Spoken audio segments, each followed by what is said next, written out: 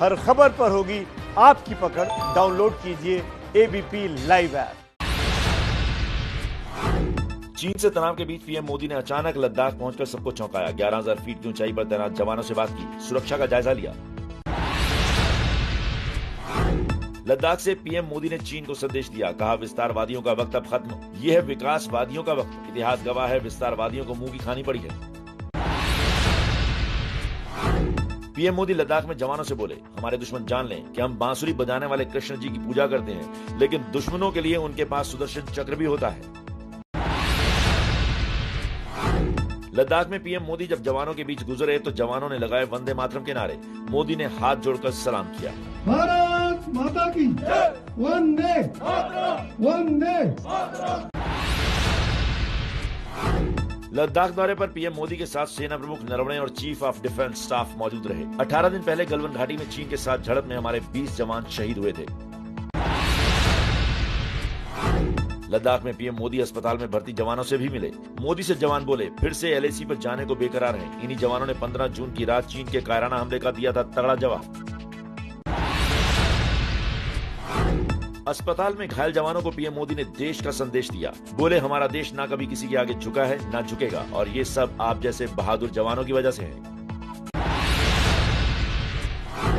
PM Modi ने गलवान घाटी में जहां जवानों का हौसला बढ़ाया, वो इलाका चीन सीमा से महज 250 किलोमीटर दूर है। मोदी के फ्रंट पर जाने से चीन को गया है सीधा कड़ा संदेश। ले से पीएम मोदी की ललकार से चिढ़ा चीन, बोला बातचीत जारी, कोई पक्ष हालात बिगाड़ने वाले कदम न उठाए। विस्तारवादी नीति के आरोपों को भी गलत बताया। 14 में से 12 पड़ोसियों के साथ विवाद शांतिपूर्ण तरीके से सुलझाए हैं। पीएम मोदी के लद्दाख दौरे से पाकिस्तान में भी हलचल। मोदी के दौरे के तुरंत बाद पाकिस्तान के प्रधानमंत्री इमरान खान ने राष्ट्रीय सुरक्षा परिषद की बैठक बुलाई। बैठक में पाकिस्तान के रक्षा मंत्री और पाकिस्तानी सेना के प्रमुख मौजूद थे। पाकिस्तान के विदेश मंत्री शाह महमूद कुरैशी ने चीनी विदेश मंत्री वांग यी से टेलीफोन पर वार्ता की। हांगकांग और ताइवान मुद्दे पर चीन का साथ देने का भरोसा दिलाया। भारत को सीमा विस्तार न करने की भी नसीहतें डाली।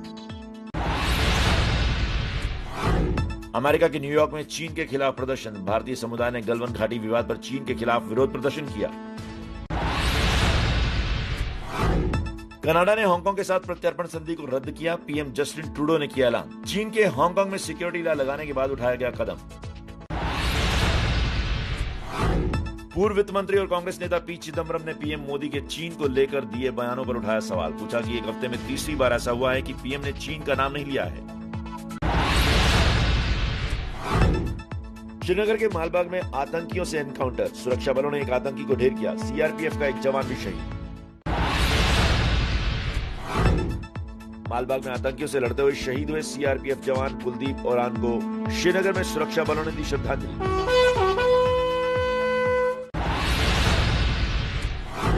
पाकिस्तान में रांची के पास बस ट्रेन की टक्कर में 15 से ज्यादा सिख श्रद्धालुओं की गई जान। बिना फाटक वाले रेलवे क्रॉसिंग की वजह से हादसा। कानपुर के चौबेपुर थाने के प्रभारी विनय तिवारी की भूमिका संदेह में आने के बाद एसटीएफ कर रही है पूछताछ। दबिश के दौरान सबसे पीछे चल रहे थे थाना प्रभारी। विकास दुबे के खिलाफ केस लिखने में भी की थी आनाकानी। यूपी के कानपुर में हिस्ट्री शीटर बदमाश विकास दुबे को पकड़ने गई पुलिस टीम पर फायरिंग हुई थी, जिसमें डीएसपी समेत 8 पुलिसकर्मी शहीद हुए थे। 2 बदमाश भी मारे गए थे। अपराधी विकास दुबे पर 60 क्रिमिनल केस हैं। विकास ने थाने में घुसकर राज्य मंत्री की हत्या कर दी थी। यूपी पुलिस मार रही है विकास दुबे के ठिकानों पर छापे। लखनऊ के कृष्णा नगर में भी विकास के घर पर छापेमारी। विकास दुबे पर 50,000 रुपए का इनाम घोषित किया गया है। अपराधी विकास दुबे की मां सरला देवी ने कहा कि विकास फरार रहा तो उसका एनकाउंटर होना चाहिए। विकास के कारण पूरा परिवार बदनाम हो रहा है। सख्त कार्रवाई की मांग की। कानपुर मुठभेड़ में शहीद जवान महेश यादव का पार्थिव शरीर देर रात पैतृक निवास रायबरेली के बनपुरवा पहुंचा। जिले के तमाम बड़े अधिकारी और नेता शहीद के अंतिम दर्शन के लिए पहुंचे। कानपुर हमले में शहीद पुलिस जवान राहुल के घर में मातम का माहौल। शहीद का पार्थिव शरीर पैतृक गांव औरैया के रूरू कला पहुंचा। राजकीय सम्मान के साथ शहीद का अंतिम संस्कार होगा। कानपुर हमले में घायल पुलिस कांस्टेबल शिवमूरत निषाद के परिवार का रो रो कर बुरा हाल। शिवमूरत महाराजगंज जिले के निवासी हैं। शिवमूरत के बड़े भाई ने कहा कि उन्हें गर्व है कि उनका भाई बदमाशों से पूरी बहादुरी के साथ लड़ा। कानपुर एनकाउंटर में 8 पुलिस वालों की शहादत पर प्रियंका गांधी ने कहा, योगी सरकार सख्त से सख्त एक्शन ले। यूपी में कानून व्यवस्था की हालत खराब। कानपुर एनकाउंटर में पुलिस की शहादत पर योगी सरकार ने कहा, गुनाहगार नहीं बचेंगे। समाजवादी पार्टी और विपक्षी दलों ने योगी सरकार को अपराधियों के आगे बताया फेल।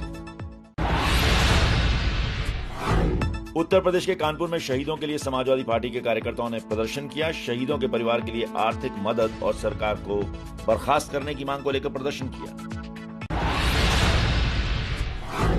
यूपी के अलीगढ़ में 50,000 का इनामी बदमाश बबलू एनकाउंटर में ढेर। कुख्यात अपराधी बबलू पर 10 से ज्यादा मुकदमे दर्ज हैं। नोएडा एसटीएफ और अलीगढ़ पुलिस ने एनकाउंटर को अंजाम दिया। यूपी के शाहजहांपुर में सिरफिर ने बैंक के बाहर खड़े यूपी पुलिस के सिपाही पर ताना तमंचा। बैंक के गार्ड के हवाई फायर करने के बाद आरोपी फरार हो गया। आला अधिकारियों ने घटनास्थल का दौरा कर जानकारी ली। पुलिस आरोपी की तलाश में जुटी है। मुंबई और उसके आसपास के इलाकों में भारी बारिश। मौसम विभाग के मुताबिक तटीय इलाकों में 100 मिलीमीटर से ज्यादा बारिश हुई है। मुंबई में बारिश के बाद सड़कें तालाब बन गई। मुंबई में बीएमसी ने हाई टाइड और बारिश की संभावना देखते हुए 48 घंटों का अलर्ट जारी किया है। सुबह 11:30 बजे हाई टाइड की संभावना जताई है। इस दौरान करीब 4.57 मीटर तक लहरें ऊंची उठ सकती हैं। असम के 22 जिले बाढ़ की चपेट में। ब्रह्मपुत्र नदी में बाढ़ आने से मची है तबाही। गोलपारा में बाढ़ में फंसे लोग बोले, सरकार की तरफ से मदद के लिए कोई नहीं आया। मौसम विभाग ने अगले 24 घंटे के लिए मुंबई, रायगढ़ और रत्नागिरी इलाके में बारिश को लेकर रेड अलर्ट जारी किया है। मौसम विभाग के मुताबिक पूरे कोंकण इलाके में भारी बारिश की संभावना जताई गई है। पीएम मोदी ने असम बाढ़ की स्थिति को लेकर असम के सीएम सर्बानंद सोनोवाल से बात की। बाढ़ में जान गंवाने वालों के प्रत्येक परिवार को 2 लाख रुपए की मदद दी जाएगी। राशि प्रधानमंत्री राष्ट्रीय राहत कोष से दी जाएगी। गुजरात में अगले 48 घंटे में बहुत तेज बारिश होने की संभावना। मौसम विभाग ने जारी की चेतावनी। छत्तीसगढ़ की राजधानी रायपुर में मौसम ने बदला मिजाज। शुक्रवार को कई इलाकों में हुई जमकर बारिश। आज भी हो सकती है बारिश। उत्तराखंड के देहरादून में मौसम विभाग ने अगले 36 घंटों के लिए बारिश को लेकर चेतावनी जारी की। जिला प्रशासन ने नगर निगम, पीडब्ल्यूडी, स्वास्थ्य व पेयजल सहित प्रमुख विभागों को अलर्ट पर रहने को कहा है। आज दिल्ली में भी बारिश का अनुमान। लोगों को मिल सकती है गर्मी और उमस से राहत। दिल्ली एनसीआर भूकंप से कांपा। शाम 7 बजे 4.7 तीव्रता के तेज झटके लगे। लोग घरों से बाहर निकले। राजस्थान के अलवर में था केंद्र। मुंबई में कोरोना और लॉकडाउन के कारण सब्जियों के दाम बढ़े। खुदरा मार्केट में टमाटर के दाम 60 से 80 रुपए किलो तक पहुंचे। अंधेरी इलाके के दुकानदारों ने टमाटर रखना बंद किया। बढ़ती महंगाई से भोपाल में सब्जियों के दाम आसमान छू रहे हैं। टमाटर, गोभी के दाम 70 रुपए किलो तक पहुंचे। शिमला मिर्च 100 के पार। यूपी के गोरखपुर में भी महंगाई की मार। कोरोना और तेल के दामों में बढ़ोतरी से महंगी हुई सब्जियां। गोरखपुर के खुदरा मार्केट में टमाटर के दाम 80 के पार। राजस्थान के अलवर में टिड्डियों के हमले को लेकर लोग परेशान हैं। अलवर में टिड्डियों से निपटने के लिए कीटनाशकों का छिड़काव किया गया। राजधानी दिल्ली में नकली नमक का कारोबार कर रहे समूह का भंडाफोड़। दिल्ली पुलिस ने नमक बनाने वाली फैक्ट्री पर छापा मारा। करीब 3000 नकली नमक की थैलियां बरामद की। बिहार में विधानसभा चुनाव को लेकर कांग्रेस की तैयारियां तेज हो गई हैं। राहुल गांधी ने बिहार के कांग्रेस नेताओं के साथ वीडियो कॉन्फ्रेंसिंग के जरिए बैठक की। इस साल के अंत तक बिहार में विधानसभा चुनाव हो सकते हैं। कांग्रेस सांसद अखिलेश सिंह का बड़ा दावा। बोले संपर्क में है रामविलास पासवान। राहुल गांधी के साथ ऑनलाइन बैठक में दावा किया। आरजेडी नेता तेजस्वी यादव ने अपने माता पिता लालू राबड़ी के 15 साल के शासनकाल के लिए बिहार की जनता से माफी मांगी।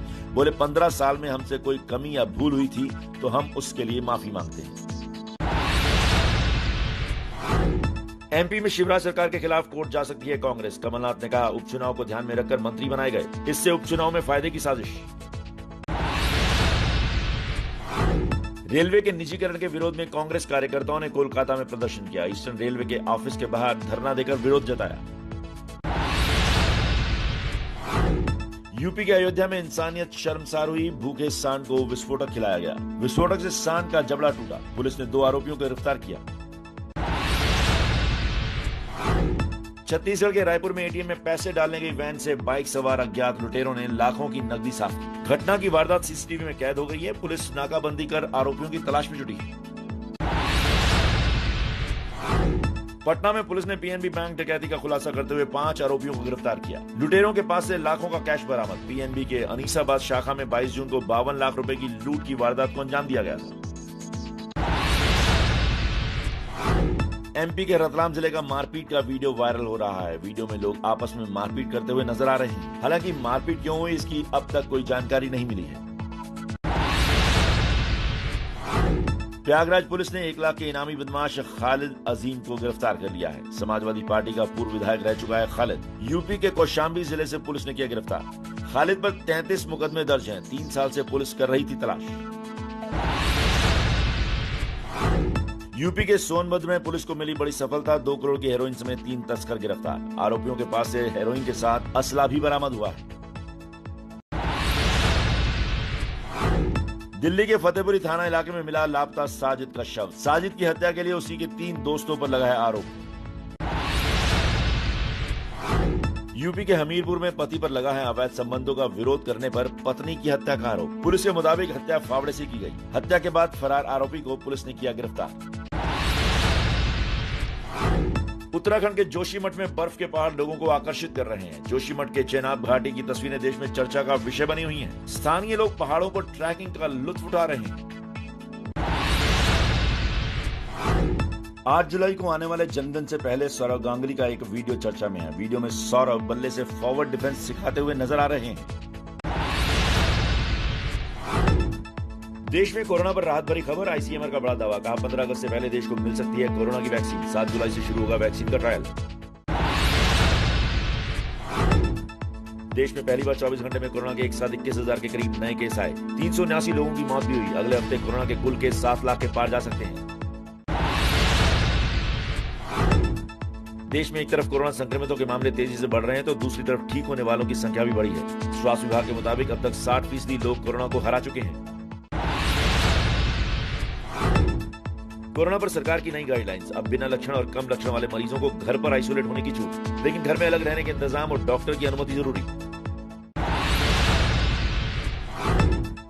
महाराष्ट्र में पिछले 24 घंटे में 6,364 नए केस सामने आए हैं, जो अब तक एक दिन में आए केसेस में सबसे ज्यादा है। पिछले 24 घंटे में 198 लोगों की कोरोना वायरस से मौत की पुष्टि हुई है। यूपी में कोरोना मरीजों के सभी पुराने रिकॉर्ड ध्वस्त। पिछले 24 घंटे में 982 नए केस आए। इसके साथ ही कुल मरीजों की संख्या 25,000 के पार पहुंची। बीते 24 घंटे में प्रदेश में 14 लोगों की मौत। अब तक कोरोना से कुल 749 लोगों की मौत। यूपी के मऊ जिले में कोरोना संदिग्ध मरीजों को क्वारंटाइन करने पहुंची मेडिकल टीम पर लोगों ने किया हमला। स्वास्थ्य कर्मियों पर पत्थरबाजी में एक कर्मचारी घायल। दिल्ली में पिछले 24 घंटे में सबसे ज्यादा कोरोना टेस्ट। अब तक 5,96,695 टेस्ट हुए। दिल्ली में कोरोना के 94,695 मरीज। अब तक 2,923 लोगों की मौत। दिल्ली के एलएनजेबी अस्पताल के डॉक्टर असीम गुप्ता के घर पहुंचे मुख्यमंत्री केजरीवाल। असीम गुप्ता की कोरोना से गई है जान। केजरीवाल सरकार ने 1 करोड़ रुपए की मदद की है। यूपी के गौतम बुद्ध नगर में कोरोना के आंकड़े 2500 के पार। पिछले 24 घंटे में 96 नए पॉजिटिव केस। अब तक जिले में 23 मरीजों की हो चुकी है मौत। यूपी के गाजियाबाद में कोरोना की चपेट में 140 नए मरीज आए हैं। इनको मिलाकर जिले में संक्रमित मरीजों की संख्या अब 1,937 हो गई है। जिले में अब तक 59 मरीजों की मौत हो चुकी है। राजस्थान के बाड़मेर में कोरोना केस बढ़ने की वजह से अगले 7 दिन तक कर्फ्यू वाले नियम लागू। राज्य में करीब 19,000 कोरोना केस हैं। पंजाब की अमरिंदर सरकार ने कहा दूसरे राज्यों से आने वाले लोगों को 14 दिन का क्वारंटाइन रखने का नियम जारी रहेगा। पंजाब में सरकार अगले हफ्ते कोरोना की जांच के लिए एक पायलट प्रोजेक्ट लॉन्च करेगी। संदिग्ध लोगों के किए जाएंगे रैपिड एंटीजन टेस्ट। गोवा के पणजी में कोरोना के 94 नए मामले सामने आने से लोगों में डर का माहौल। गोवा में कोरोना मरीजों की संख्या बढ़कर 1576 हो चुकी है। कोरोना वायरस के मौजूदा हालात को देखते हुए जम्मू कश्मीर सरकार ने बांदीपुर को छोड़कर कश्मीर के सभी जिलों को रेड जोन घोषित किया। डोडा और किश्तवाड़ जिलों को ग्रीन जोन में रखा गया है। बिहार में मास्क पहनना होगा जरूरी, मास्क नहीं पहनने पर देना होगा 50 रुपए का जुर्माना। जुर्माना भरने वालों को 2 मास्क भी मुफ्त में दिए जाएंगे। मास्क मुफ्त देने का उद्देश्य है कि मास्क पहनने के लिए सभी लोग प्रोत्साहित हो सकें। अंतर्राष्ट्रीय कमर्शियल उड़ानें इस महीने से शुरू नहीं होने वाली हैं। सरकार ने उड़ानों पर पाबंदी को 31 जुलाई तक बढ़ा दिया है। वंदे भारत मिशन के तहत विदेशों में फंसे 5 लाख से ज्यादा भारतीयों को भारत वापस लाया गया। विदेश मंत्रालय ने इसे एक महत्वपूर्ण उपलब्धि माना है। लॉकडाउन के बाद उद्योग धंधे बढ़ाने के लिए असम सरकार का बड़ा फैसला। उद्योग लगाने के लिए नहीं होगी किसी परमिशन की जरूरत। सिर्फ एक डिक्लेरेशन से 3 साल तक कर सकेंगे कारोबार। एमबीबीएस छात्रों को क्लास करने के यूपी सरकार के आदेश के खिलाफ इलाहाबाद हाईकोर्ट में याचिका। कोर्ट ने सरकार से हफ्ते भर में मांगा जवाब। देश में अनलॉक के बाद आगरा से ताजमहल को दोबारा खोले जाने का फैसला किया गया है। 6 जुलाई को खुलेगा ताजमहल। कोरोना से सुरक्षा के होंगे पुख्ता इंतजाम। एमपी के मुख्यमंत्री शिवराज सिंह चौहान ने कहा, कांग्रेस की कमलनाथ सरकार होती तो कोरोना नहीं संभाल पाती। कमलनाथ तो कोरोना वायरस से बड़ी समस्या है। बीजेपी सांसद ज्योतिरादित्य सिंधिया ने कहा, हर किसी को मास्क पहनना और दूरी रखना चाहिए। मैं इसलिए कह रहा हूं कि मैंने 30 दिन कोरोना से लड़ाई लड़ी है। कोरोना संकट के चलते जेईई मेन की परीक्षा 1 से 6 सितंबर के बीच है, जबकि जेईई एडवांस की परीक्षा 27 सितंबर को होगी। नीट की परीक्षा 13 सितंबर को होगी। कोरोना काल में लगी पाबंदियों को देखते हुए पूर्व क्रिकेट खिलाड़ी प्रफुल्ल वाघेला अपने छात्रों को ऑनलाइन दे रहे हैं क्रिकेट की ट्रेनिंग। कोरोना के संकट के चलते तमिल फिल्मों के निर्देशक आनंद ने खोली किराने की दुकान। जब तक फिल्मों का काम शुरू नहीं हो जाता तब तक संभालेंगे दुकान। एमपी में हाईकोर्ट ने शराब के अवैध परिवहन के आरोप में पकड़े गए 2 आरोपियों को अनोखी सजा सुनाई। हाईकोर्ट ने कहा कि आरोपी पहले जिला अस्पताल में 5 लीटर सैनिटाइजर और 200 मास्क दान करें, तभी मिलेगी जमानत। पटना के महावीर मंदिर में आने वाले श्रद्धालुओं की भीड़ अब बढ़ी। मंदिर में भक्तों को चरणामृत बांटने के लिए ऑटोमेटिक डिस्पेंसर सिस्टम लगाया गया ताकि ना फैले कोरोना। दुनिया भर में जारी है कोरोना का कहर। अब तक 1 करोड़ 11 लाख मरीज संक्रमित, 5.25 लाख से ज्यादा की मौत। संक्रमण के लिहाज से करीब 28,75,000 केस के साथ अमेरिका पहले नंबर पर, दूसरे और तीसरे नंबर पर ब्राजील और रूस, भारत चौथे नंबर पर। अमेरिका के साथ कैरोलिना में कोरोना मरीजों का इलाज कर रहे डॉक्टर ने कोरोना को हरिकन तूफान की तरह खतरनाक बताया। लोगों से घरों में रहने की अपील की। कहा, घरों से ना निकलें वरना हालात भयावह होंगे। स्पेन में कोरोना वायरस के लगातार आ रहे मामलों पर सरकार की नजर। लॉकडाउन के नियम फिर से सख्त किए गए। खेती और मजदूरों को भी सोशल डिस्टेंसिंग का रखना पड़ रहा है ध्यान। रोमानिया में तेजी से बढ़ रहे कोरोना केस से मेडिकल व्यवस्था पर बढ़ रहा बोझ। नए कोविड डेडिकेटेड अस्पताल बनाने पर जोर। अब तक 28,166 कोरोना के मरीज मिले हैं और 1700 लोगों की मौत हो चुकी है। जर्मनी के बर्लिन में नाइट क्लब मालिकों पर मंदी की मार। कोरोना की वजह से मार्च से बंद है नाइट क्लब। नाइट क्लब मालिक कर रहे हैं सरकारी मदद का इंतजार। फ्रांस की एयरलाइंस में 7500 कर्मचारियों की नौकरी पर खतरा। विमान कंपनी ने कोरोना को बताया मंदी की वजह। कर्मचारी यूनियन ने एयर फ्रांस के हेडक्वार्टर पर प्रदर्शन किया। चिली के ईस्टर आइलैंड में 100 दिनों के कोरोना लॉकडाउन के बाद छोटे बच्चों के स्कूल खुले। स्कूलों में सोशल डिस्टेंसिंग और थर्मल स्क्रीनिंग के नियम बनाए गए।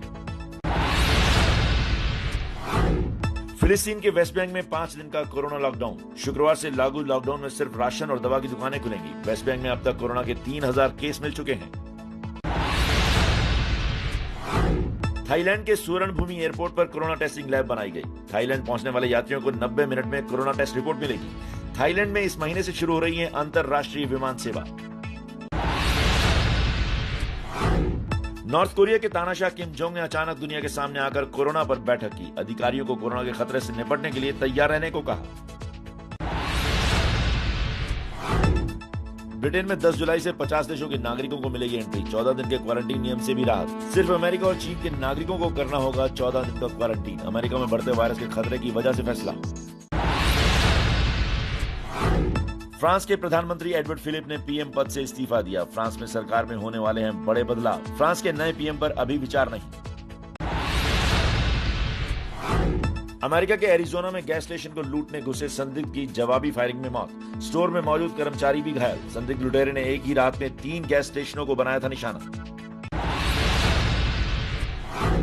टर्की के हैंडेक में पटाखों की फैक्ट्री में भीषण धमाका, 2 लोगों की मौत, 73 घायल। धमाके के वक्त फैक्ट्री में 150 कर्मचारी मौजूद थे। 85 एम्बुलेंस, 2 एयर एम्बुलेंस और 11 रेस्क्यू टीम राहत कार्य में जुटी। फर्जी पायलटों से पाकिस्तान की बदनामी जारी। यूरोप के बाद अब मलेशिया ने पाकिस्तान के पायलटों पर बैन लगाया। पाकिस्तान के 40% पायलटों का लाइसेंस फर्जी होने का दावा। चीन के मध्य और दक्षिणी भागों में बाढ़ से तबाही। अनहुई प्रांत में भारी बारिश से इमारतें और सड़कें पानी में डूबी। हुबेई प्रांत में बचाव कार्य शुरू।